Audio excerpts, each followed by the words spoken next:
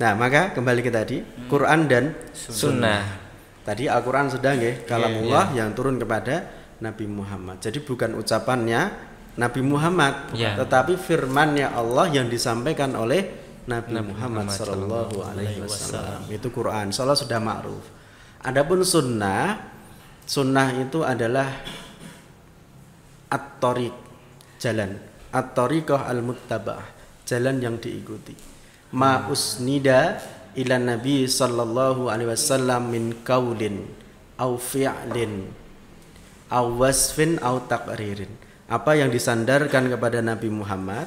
Jadi tidak, kalau Quran tadi kan Allah disampaikan oleh Nabi Muhammad. Tapi kalau sunnah atau hadis gitu ya, itu yang disandarkan kepada Nabi Muhammad, baik perkataan beliau, terus perbuatan beliau, takrir beliau. Takrir itu ketetapan, keputusan, ketentuan gitu ya, atau wasfin, sifat beliau. Nah, inilah yang disebut dengan sunnah. Kalau sunnah dengan hadis itu? Oh iya, sunnah dengan hadis itu sama nggih, sama tapi ada bedanya. Beda dikit lah. Kalau sunnah tadi nggih, at-thariq al-muttaba'ah, jalan yang diikuti atau pola hidupnya Rasulullah lah, kebiasaannya Rasulullah gitu ya. Apa yang ada pada Rasulullah itu disebut dengan sunnah. Sedangkan hadis itu adalah kabar atau berita yang disandarkan kepada Nabi Muhammad SAW, baik perkataan beliau, perbuatan beliau, takrir beliau maupun sifat beliau. Gampangannya ini, makan dengan tangan kanan itu sunnah atau hadis? Itu sunnah mungkin Ustaz. Sunnah, betul sekali. Makan dengan tangan kanan, minum dengan tangan kanan. Kita ngopi dulu ya. Ngopi dulu ya. Teman-teman, kalau sudah diseduh kopinya harus segera diminum ya, keburu dingin. Ora ono tuku ning warung ngono, ya. Alhamdulillah. Nah, makan dengan tangan kanan ini adalah sunnah. Sunnahnya Rasulullah. Karena Rasulullah makan dengan tangan kanan, minum dengan tangan kanan, dan perintah beliau makan minum pakai tangan kanan. Itu sunnah. Lah hadisnya apa? Hadisnya berbunyi, itu ada riwayat ya dari Ibnu Umar kalau kami tidak salah. Idza akala ahadukum falyakul biyaminihi. Kalau kalian itu makan, makanlah dengan tangan kanan. Wa idza syariba falyashrab bi yaminihi. Nek minum juga pakai tangan kanan. Fa inna syaitana yakulu wa yashrabu bisimalihi. Nek setan kuwi mangan pakai tangan kiri, minum juga pakai tangan kiri. Nah, ini kan berbunyi hadis. Gitu. Tapi makan dengan tangan kanan itu adalah sunnah. Hadisnya tadi yang saya bacakan tadi. Kalau tangan kanannya sakit Ustaz, terus pakai tangan kiri gimana Ustaz? Kalau tangan kanan sakit atau mungkin tidak bisa digunakan, maka nanti pakai tangan kiri, tidak masalah. Karena nanti sudah beda pembahasan, kan gitu. Karena punyanya hanya tangan kiri, ya pakai tangan kiri, kan gitu. Bahkan ada saudara kita tidak punya kedua tangan, lah makan piye? Pakai kaki. Masya Allah. Nah, itu sudah keluar dari kaidah tadi. Jadi sudah ada pengecualian itu ya. Sudah pengecualian. Agamanya enak berarti kan? Iya. Fleksibel sih. Nah, itu perbedaan sunnah dengan hadis. Contoh lagi, hadis itu biasanya itu ada dua unsur utama, yaitu sanad dan matan. Sanad itu silsilatur rijal, perawi. Ada yang meriwayatkan. Oh iya. Dari A, B, C, dari si A, dari si B, nanti sampai kepada sahabat, kemudian dari Rasulullah. Kemudian matan itu apa? Isi daripada hadis tadi. Intinya gitu ya Ustaz? Inti daripada hadis. Gitu. Hadis kan ada matan, ada sanadnya tadi. Ya. Yang mempengaruhi berarti ya. Nek sunnah itu kan apa yang disandarkan kepada Rasulullah. Kalau hadis itu berita yang sampai kepada kita. Gampangannya gitu. Yang ada di buku-buku, ada di dalam kitab-kitab berisi tentang an Abi Hurairah, anna Rasulullah, itu kan berbentuk hadis. Seperti itu. Banyak banget ya ternyata perbedaannya. Soalnya kan sering Ustaz, kembali kepada Al-Quran dan Sunnah. Tapi ada juga kembali kepada Al-Qur'an dan hadis. Ya, gitu kan. Benar. Sebenarnya sama, cuman hanya tadi penempatannya sering. Iya. tadi kan. Makan itu sunnah Rasulullah. Lah hadisnya tadi dari Ibnu Umar, keterangannya tadi itu. Dari siapa-siapa gitu ya. Iya, iya. Tapi keterangan umumnya sama. Apa yang disandarkan kepada Rasulullah, baik perkataan beliau, perilaku beliau, takrir maupun sifat beliau. Seperti itu mungkin. Terus itu nih Ustaz. Hubungannya Al-Qur'an sama hadis itu apa Ustaz? Al-Quran dengan hadis. Iya, Oke. Tadi ya Al-Quran sama hadis dua hal yang tidak bisa dipisahkan. Itu. Jadi Al-Quran itu dalam syariat kita kan sumber agama kita ini pertama adalah Al-Quran. Yang kedua adalah sunnah. Ya, Quran ini meliputi sesuatu yang sifatnya global, gitu ya. Nah, fungsi hadis itu sebagai penjelasnya daripada Al-Quran. Suatu contoh, sebuah contoh nggih. Nggih. Dalam hadis, dalam Al-Quran disebutkan wa aqimus sholata wa atuz zakah. Dirikanlah sholat, tunaikanlah zakat. Tapi dalam Al-Quran tidak disebutkan sholat itu seperti apa. Iya kan gitu ya. Enggak ada ya. Baik bacaannya, urutannya kan nggak ada. Gerakannya. Lah itu kita temukan nanti di hadis atau sunnah Rasulullah. Berarti nggak bisa dipisahkan. Nggak kan bisa ya? dipisahkan. Mesti gandengan. Jadi ini loh Mas. Nah, gitu loh. Ini gak bisa diuculi. Kode. Terus gimana gini Ustaz, masuk ke setelah kita kenal, setelah poinnya kan kita udah paham lah, maksudnya sejarahnya, pengertiannya Al-Quran, hadis dan sunnah. Gimana di usia-usia muda yang produktif ini kita ini lebih ketertarik, selain hanya sekedar mengenal, kita juga bisa mengamalkan dan lain sebagainya. Itu tips-tipsnya apa agar masuk ke pada muslim yang baik gitu loh. Tadi hampir sama dengan Mas Akram tadi ya. Kita harus kenal dan seterusnya tadi, harus senang dengan Quran sehingga kita bisa dekat dengan Quran. Kalau ternyata kok kita sudah kenal, sudah berusaha untuk senantiasa dekat dengan Quran, kok nggak bisa deket-deket gitu ya. Iya. Wes ikut kajian sana kajian sini kok masih STMJ. Sudah sholat terus tapi maksiat jalan gitu ya. Kadang baca Quran kok baru 5 menit bosen. Nonton bal-balan berjam-jam ora bosen kan gitu. Ya, memang 90 menit. Sindiran. Itu kita bisa melihat diri kita, masing-masing dari kita. Jangan-jangan nanti dalam diri kita ini ada penyakitnya. Di hati kita ya. Di hati kita jangan-jangan hati kita ini sakit gitu. Hati ini bisa sakit gitu.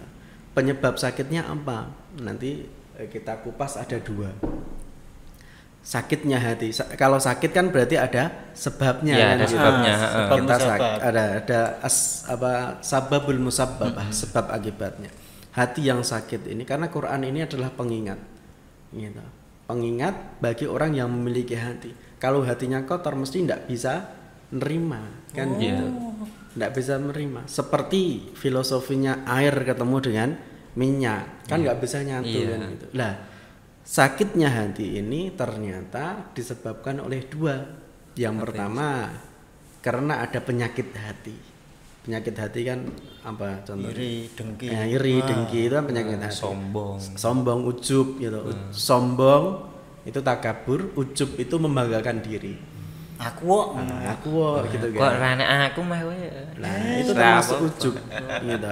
Itu termasuk penyakit hati. Ada lagi riya. Riya itu ingin dilihat. Ada lagi sum'ah. Kalau sum'ah apa sih? Ingin didengar. Gitu. Sum'ah, riya itu sama-sama penyakit hati. Yaitu itu tanpa sadar muncul pada diri manusia. Siapapun itu kadang-kala muncul. Maka kalau muncul seperti itu istighfar. Astagfirullah. Muncul berarti. Iya kan kadang enggak sadar ya Ustaz. Aku lho solih tenan. Serempakep ning masjid ngono. Allahu Akbar. Ayune. Itu yang pertama. Yang kedua, karena kemaksiatan. Gitu. Tadi STMJ, sholat terus maksiat jalan. Ini namanya air ketemu dengan minyak, ora bakal gathuk kan gitu. Apa mungkin itu biar imbang gitu Ustaz. Jadi setelah saya berbuat maksiat saya tebus dengan sholat, dengan ibadah. Ya, itu berarti lantaran keimanan yang belum kuat. Imam Asy-Syafi'i, Muhammad bin Idris Asy-Syafi'i ya. Imam Asy-Syafi'i itu beliau kan hafalannya kuat. Ya. Memiliki hafalan yang kuat, bahkan hafal Al-Qur'an itu masih usia nek saiki cah SD. SD sudah hafal Quran. Bahkan sudah Keren. sudah menjadi imam pada usia belasan kalau kami tidak salah. Itu sudah menjadi imam besar.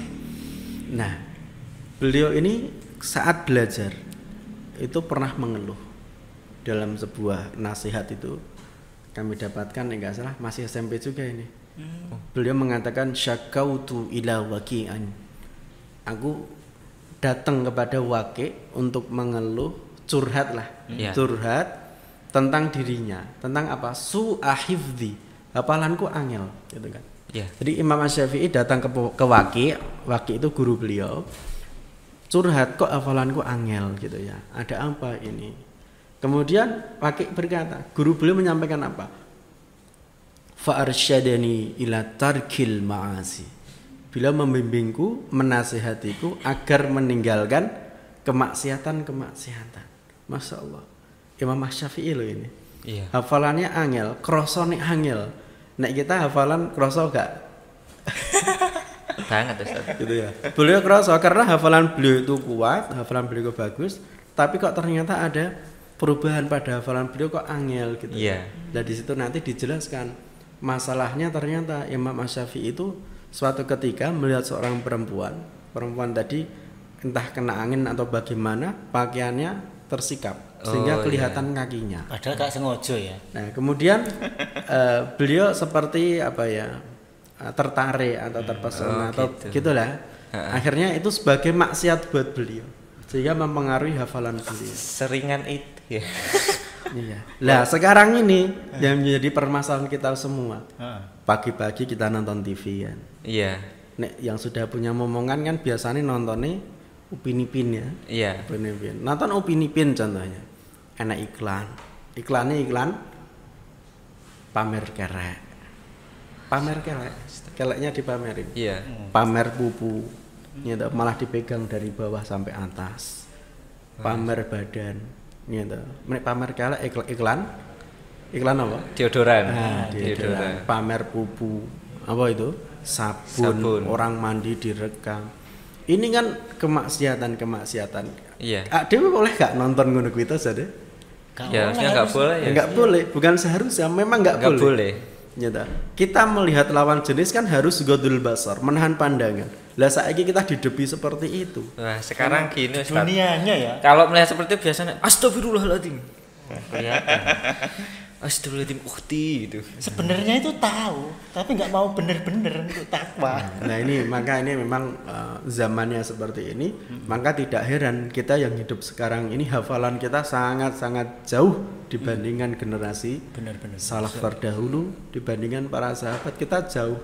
Karena kita tontonan yang menunggu kan maksiat. Kalau zaman dulu kan belum ada ya Ustaz. Belum ada.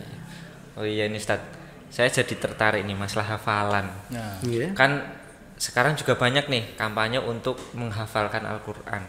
Tapi jauh sebelum itu ya, saya pengen tanya nih.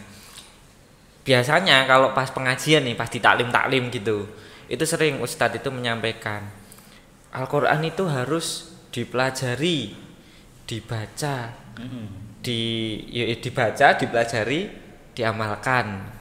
Nah kan ada 3 ya. kalau berarti plus menghafalkan, berarti 4. Tapi sebenarnya ada yang lain nggak sih Ustaz selain itu gitu? Kewajiban kita atau apakah maksudnya ada hal-hal lain gitu? Berkenaan dengan interaksi kita dengan Al-Quran. itu. Apa saja yang bisa kita lakukan dengan Al-Quran kan? Iya. Untuk mendadaburi. Nah itu memang yang 4 tadi itu salah beberapa yang pokok, tapi tidak hanya sebatas 4 itu tadi. Ada lagi. Ada lagi Ustaz. Yang pertama sebelum itu tadi ada nanti kita kenal dengan 7M. 7M. Jadi ada berapa? 7M. Ada 7 kan? Ada 7. Nah, Ya. yang pertama pertama. sebelum mentadaburi tadi dan seterusnya, yang pertama adalah apa yang bisa kita lakukan dengan Al-Quran adalah mendengarkan. Mendengar. Mendengarkan. Nah, mendengarkan. Contoh, ada orang baru hijrah, wis iso maca Quran urung? Belum. Kan urung kan? Belum. Otomatis apa yang dia bisa lakukan pertama kali? Mendengarkan. Mendengarkan. Kan? Paling enak. mendengarkan. Ini pun harus kita biasakan loh. Iya, kita benar. di rumah kita ini, kita masing-masing rumah tangga kaum muslimin ini iso tadi TV sing wisine ra cetha tadi dimatikan. Skip. Ya toh. diganti. Apa nek kan insya Allah kan sudah pada punya TV kan, disetel Iya. yang produktif yang baik-baik saja lah. Tapi kadang-kala ya bercampur pas iklan nonton berita contoh ya. Iya. Atau nonton Upin Ipin tadi ternyata iklannya yang ngono kuwi kan repot juga ini kan. Ini Kasian. masuk ke anak-anak kita yang masih kecil. Nah, maka nek iso kita rubah dengan satu mendengarkan. Nah, rumah kita hidupkan nuansa Qur'ani. Jadi tidak keluar dari rumah kita suara-suara yang lain. Yang terdengar hanya suara Al-Qur'an.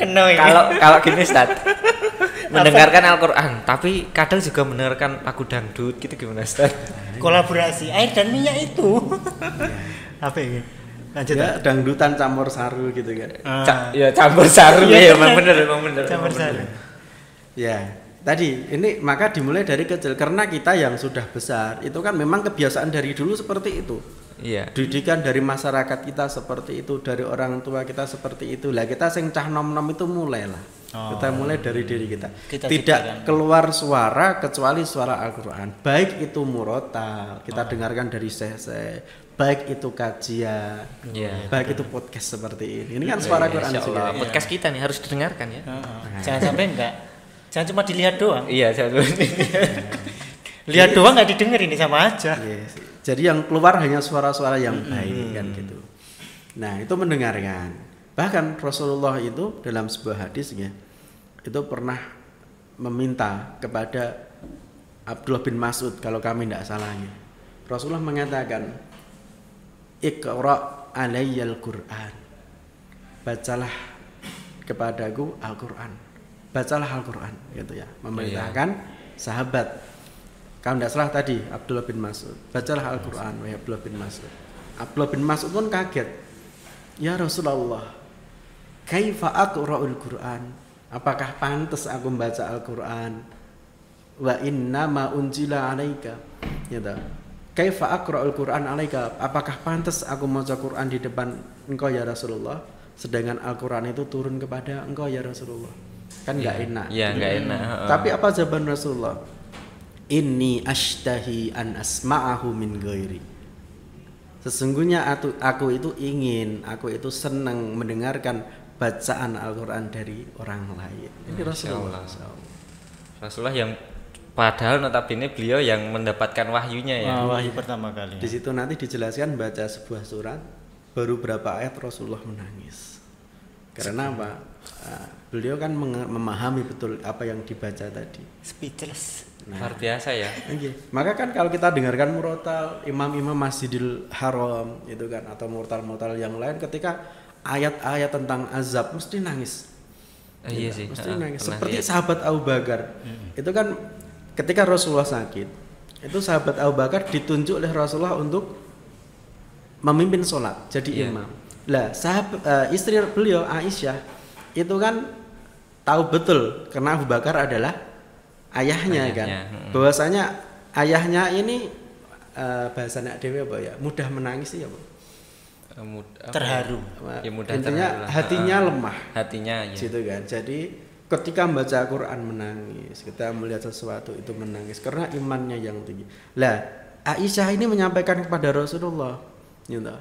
Khawatir nanti nih Abu Bakar imam, sahabat ayahnya imam nanti malah suaranya nggak jelas kan gitu. Tapi Rasulullah tetap memerintahkan sahabat Abu Bakar untuk imam. Luar biasa ya. Kalau dulu itu kan sahabat menangis itu karena Al-Qur'an. Kalau sekarang Karena lagu. karena lagu Ustaz. Jadi kadang juga heran ya maksudnya kalau sekarang kan ambyar. Ambyarnya bukan karena takut atau kagum dengan isinya Al-Qur'an. Ambyar karena ditinggal dia. Wes. Karena mendengarkan lagu-lagu sing pas karo cocok karo suasanane. Iya. Berarti memang lagu-lagu itu mempengaruhi psikolog seseorang. Iya kan.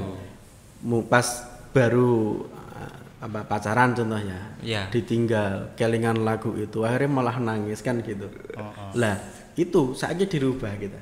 Cah nom itu nangisnya nek maca Quran kan gitu. Apalagi kalau kita sedikit-sedikit kita mencoba belajar bahasa Arab. Nanti kalau kita belajar bahasa Arab, ketika membaca Al-Quran, kita walaupun mungkin nggak paham arti detailnya, tapi secara global kita paham maksudnya. Itu kadang-kala kita, Masya Allah ini ayatnya tentang ini. Terenyuh. Jadi lebih merasa. Nah ini salah satu tadi kunci biar kita bisa menikmati. Kita kan harus bisa membaca. Di samping itu bisa memahami. Gitu ya. Masuk kedua berarti kan tadi mendengarkan. Nomor dua. Jadi yang kedua tadi membaca. Jadi membaca Al-Quran ini memang perintah dan juga disunahkan oleh Rasulullah. Orang yang lisannya selalu basah dengan Al-Quran, biasanya dia orangnya itu imannya tinggi, gitu kan. Hari-hari dihabiskan dengan Al-Quran, kan gitu. Tidak keluar kecuali perkataan yang baik. Lah, mendengarkan ini, membaca ini fadilahnya luar biasa. Dalam sebuah hadis kan disebutkan, man qara'a harfan min kitabillah, siapa yang membaca satu huruf dalam Al-Quran, kitabillah kan Al-Quran, falahu bihi hasanah, maka dia mendapatkan satu kebaikan. Wal hasanatu bi asyri amsalihah. Satu kebaikan tadi dikalikan 10 kebaikan. Jadi 10 kebaikan. Iya. Satu huruf tadi 10 kebaikan. Rasulullah mengatakan, la aqulu alif lam mim harfun. Aku enggak mengatakan ya, alif lam mim itu satu huruf. Tetapi alif harfun, lamun harfun, wa mimun harfun. Alif itu satu huruf, lam satu huruf, mim satu huruf. Maka pada alif lam mim berapa huruf? 30 dong ya. 3 huruf kata Rasulullah tadi dikalikan 30, 10 berarti 30 kebaikan. Masya Allah. Sekarang kalau basmalah. Bismillahirrahmanirrahim. Berapa huruf? Ya nanti kita cek. Kita cek dulu Ustaz di Google. Ini kalau kita itu baru basmalah, belum karo Al-Fatihah. Belum satu hari satu ruku atau setengah juz. Lah, ini maksudnya apa dari hadis itu? Maksudnya adalah dengan membaca Al-Quran kita akan mendapatkan kebaikan-kebaikan yang melimpah sangat banyak. Karena Al-Quran tidak hanya 1-2 huruf tapi banyak. Ini fadilahnya seperti itu. Luar biasa ya sebenarnya Ustaz. Kalau kita mau mempelajari kayak gini kan jadi tahu gitu loh. Ternyata bahwa jadi terdorong benar. Untuk merubah generasi ambyar, generasi rebahan. Visi misi foya-foya. Nah itu Ustaz, dirubah menjadi generasi Quran. Generasi Quran, dan itu sangat benar-benar waktu itu kan cepat berlalu. Kalau kita lalui dengan Al-Quran, fadilahnya dapat, ada impact lah dalam hidup kita ini. Bisa mengubah hidup kita lah. Kalau punya masa lalu yang buruk ya, punya masa depan yang cerah dengan Al-Quran. Sama halnya sahabat Umar tadi gitu. Itu kan sebelum beriman, beliau kan termasuk asyaddu adawatan kepada Nabi, yang paling keras permusuhan kepada Nabi. Kan terkenalnya Abu Jahal, Abu Lahab sama Umar bin Khattab ini penggede, punggowo. Yang permusuhannya kepada Nabi sangat luar biasa ya. Tapi ternyata biidnillah sahabat Umar ini masuk Islam lantaran mendengarkan benar-benar itu kan ada sejarahnya Ustaz ya, ada kisahnya ya. Memang ada perbedaan pendapat masuk Islamnya karena apa, tapi yang paling kuat itu karena mendengarkan beliau itu mau mendatangi Nabi Muhammad. Nabi Muhammad itu mau dihajar atau mau dibunuh. Wah, datang dengan senjatanya. Sampai di tengah jalan dicegat sama seseorang menyampaikan, "Kamu mau kemana?" Mau bertemu dengan Nabi Muhammad tadi. Kemudian malah gini lah, kamu kok ngurusin Nabi Muhammad, dong adikmu sendiri sudah menjadi pengikut Nabi Muhammad. Nah, adiknya adalah Fatimah binti Khattab. Nah, singkat cerita nggak jadi menemui Nabi, malah balik nemui adiknya tadi. Ternyata singkat cerita mendengarkan bacaan Al-Quran langsung hatinya bergetar. Karena bahasa Arab kan mudeng gitu ya. Paham, betul-betul paham. Akhirnya hatinya bergetar, dia masuk Islam lantaran mendengarkan bacaan. Segitu hebatnya loh. Padahal sahabat Umar itu kan digambarkan beliau itu sosok yang keras. Iya, gali dongdenge lah. Ya, bahkan ada kisah cerita ya dari salah seorang ustadz itu, kalau naik kudanya sahabat Umar ini spesial, harus yang besar gitu. Kalau naik itu kakinya sampai bawah. Nah, kita kan naik kan setengah kuda paling ya. Sahabat Umar ini karena besar badannya sampai bawah. Sampai bawah ya. Udah naik kuda Mas? Belum. Sama. Benar-benar. Luar Tadi biasa. M yang ketiga. Iya. Mendengarkan, membaca. Yang ketiga apa? Ini yang sudah mulai gerakan-gerakan yang ketiga ini sudah mulai tumbuh ini di mana-mana adalah memperbagus Bacaan. Nggih. Wah, ini penting. Jadi bisa membaca, yang ketiga adalah memperbagus bacaan. Karena kalau bacaan kita bagus, kita kan membaca Quran seneng loh. Iya. Apalagi kalau kita kalau sudah menikah, kita baca Quran, didengarkan istri. Didengarkan istri Mas Agung. Romantis mana Mas lagi Agung, yang kau dustakan? Apa belum menikah? Belum. Oh belum. Semoga dijodohkan dengan wanita yang solehah. Amin. Doa secara online. Iya. Lanjut Ustaz. Nah, istri pun juga, istri membaca Al-Quran di depan suami. Nanti ini kita biasakan latihan nih. Oh iya. Ada waktu depan-depan sama istri sama anak gitu kan, cari waktu longgarnya kapan, adakan simaan gitu. Simaan membaca Quran atau mungkin hafalan satu hari satu ayat atau mungkin ngaji satu hadis atau satu ayat dalam keluarga. Itu nanti memperkuat hubungan suami istri dan juga keluarga dengan anak-anak tadi maupun memperkuat iman kita insyaallah. Lah kalau bacaan kita apik kan seneng kita. Iya, Sing maca yo kita baca yo seneng, enggak bingung, lancar gitu kan. Didengarkan orang Juga juga enak. Soalnya saya juga gitu, Ustaz. Kalau misal imamnya itu bacaannya bagus, itu betah, Ustaz. Mau panjang kayak gimana juga betah. Mau berapa mau ya? Tarawih itu betah. Betah, Ustaz.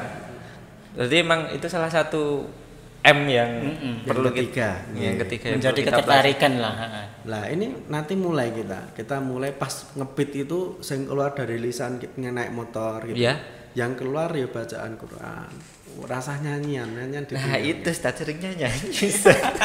Lagu yang sedang hits. Nah, gitu kan. Nanti bahkan kalau beliau-beliau yang pecinta Al-Quran benar-benar pecinta, kemana-mana mesti suaranya Quran. Di saku ini HP ini ditaruh di tas gitu ya. Yang di sakunya adalah Quran. Oh, mushaf itu ya. Mushaf kecil yang itu, kecil kan, itu ya. kemana-mana dibawa untuk menghafal. Itu M yang ketiga. Lah, kita jangan sampai kalah dengan orang-orang tadi. Setiap hari memperbagus suaranya. Iya. Kan? Memperbagus suaranya supaya apa? Apik nek nyanyi. Nah, Kayaknya kita karaoke rubah. nah. Kita cah enom gitu. Nek iso kita berusaha apik suaranya ketika membaca Baca Al-Quran. Kan gitu. Bagus. Keempat berarti. Tadi mendengarkan, membaca, memperbagus bacaan. Yang keempat adalah mentadaburinya. Apa itu, Mempelajari Ustaz? isi-isi yang ada di dalam Al-Quran. Karena intinya itu di sini. Gitu. Intinya itu Quran ini kita tadaburi ilmunya, kita selami, kemudian kita amalkan dalam kehidupan kita sehari-hari sebagai bekal untuk di akhirat nanti. Itu M yang keempat. Insya Allah sudah panjang kali lebar masalah tadabur Quran. Iya. Insyaallah itu udah banyak di kajian-kajian juga dibahas. Sering dibahas gitu. M yang keempat. Kelima berarti. Kelima apa, Ustaz? Nah, kelima ini adalah mengamalkan tadi. Oh Nah, iya. Setelah kita mendengarkan, membaca, memperbagus bacaan gitu. Tadabur ya kita mengamalkan. Iso maca ya kita mau latihan baca. Orang mau mudeng tok. Sudah lancar ya kita terus biasakan membaca. Kita sudah mentadaburi Al-Qur'an ya kita berusaha semaksimal mungkin mengamalkan. Ada sebuah patah Arab mengatakan al-amalu al-ilmu bila amalin kasyajari bila samarin. Ilmu itu kalau tidak diamalkan seperti pohon yang tidak berbuah. Tidak ada manfaatnya, malah gergeti kan gitu kan. Lemu malah gergeti kan gitu. Itu M yang kelima kan, kelima. Mengamalkan. Yang keenam adalah menghafal tadi. Nah, menghafal. Menghafal ini memang suatu anugerah. Dan ini orang-orang pilihan, Masya Allah. Gitu. Orang-orang pilihan yang Allah tunjuk. Karena Al-Quran ini dijaga oleh Allah, dan dijaganya ada dua tadi, fis sutur wa fis sudur. Fis sutur itu dalam bentuk tulisan, dalam bentuk mushaf tadi. Kemudian fis sudur itu dalam hati. Lah hatinya siapa? Beliau yang hafal Al-Quran. Wah, para hafiz-hafiz itu ya. Nggih, Ustaz. masyaallah. Satu Al-Qur'an dihafalkan. Keren. Iya. Yang terakhir berarti Nah. poin terakhir. Poin terakhir ini kan menghafal, ini 6 ini berhubungan dengan diri kita.